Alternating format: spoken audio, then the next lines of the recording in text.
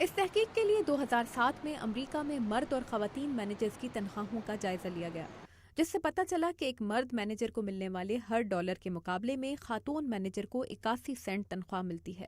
اس تحقیق کے مطابق اگرچہ امریکہ میں مختلف شعبوں میں مینیجرز کے عہدے پر کام کرنے والوں میں 40% خواتین ہیں، ان میں سے صرف 3% اعلیٰ انتظامی عہدوں تک پہنچ پاتی ہیں۔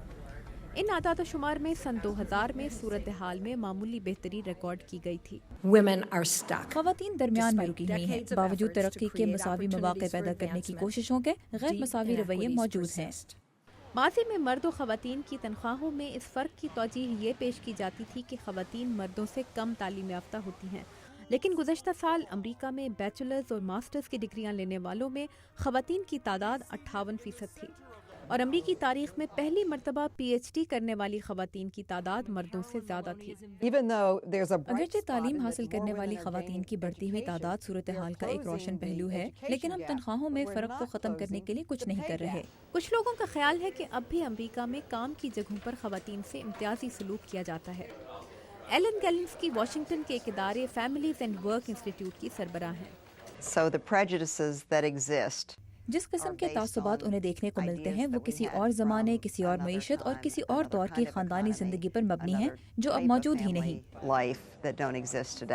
بعض لوگوں کا خیال ہے کہ خواتین اپنے کام کے بارے میں زیادہ انکساری کا رویہ اپناتی ہیں اور اپنی تنخواہ بڑھانے کی بات اس طرح بار بار نہیں دہراتی جیسے کہ مرد۔ امریکی حکومت کے ادارہ احتساب کی تحقیق کے مطابق MBA کر کے ملازمت کرنے والی لڑکیاں اپنی ملازمت کے پہلے سال میں اپنی برابر کی تعلیم اور پیشہ ورانہ مہارت کے حامل مرد کارکن کے مقابلے میں $4,500 کم تنخواہ پاتی ہیں۔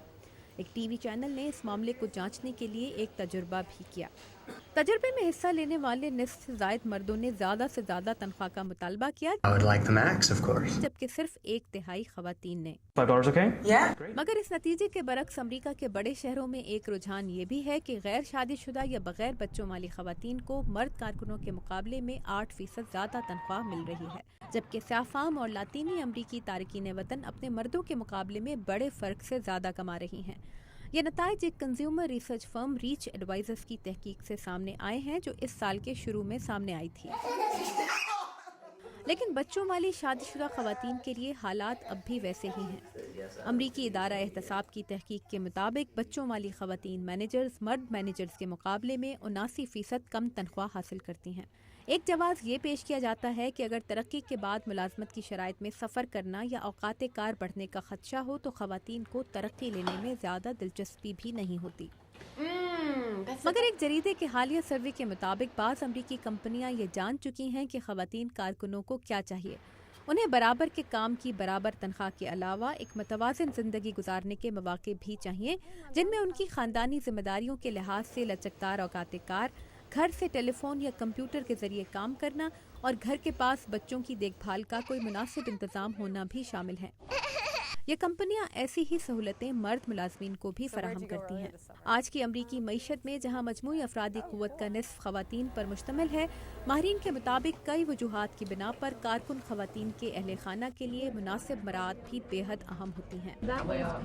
یہی نہیں بلکہ وہ کمپنیاں جہاں خواتین کو سینئر ایگزیکٹو پوزیشن پر بہتر نمائندگی دی جاتی ہے، بہتر نتائج دکھاتی ہیں۔ ایسی ہی ایک کمپنی کیمبل سوپ نے حال ہی میں ڈینیس موریسن کو اپنی نئی ایگزیکٹو پریزیڈنٹ بنایا ہے۔